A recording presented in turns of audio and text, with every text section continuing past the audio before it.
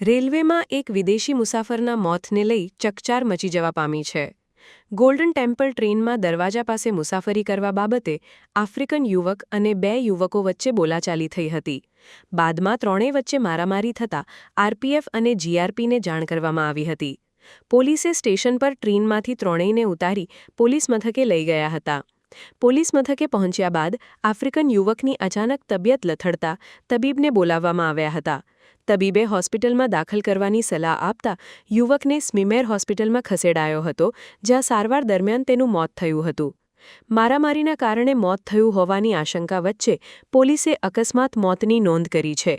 મોતનું સાચું કારણ જાણવા પીએમની કાર્યવાહી હાથ ધરાઈ છે અને પીએમ રિપોર્ટ બાદ હકીકત સ્પષ્ટ થશે. ગઈકાલ રાતના ગોલ્ડન ટેમ્પલ એક્સપ્રેસ ટ્રેનમાં જનરલ ડબ્બામાં પેસેન્જરો ઝઘડતા હોય તેવી વર્દી આરપીએફને તેમના કંટ્રોલ દ્વારા મળેલ હતી.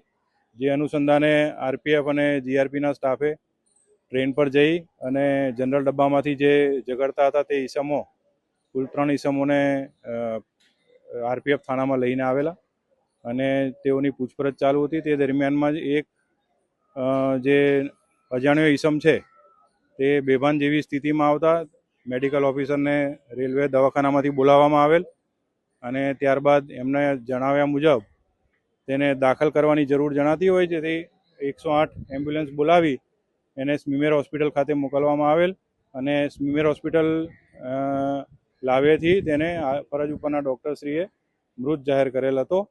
જે અંગેની કાર્યવાહી હાલમાં ચાલુ છે અને તપાસ કરવામાં આવી રહી છે.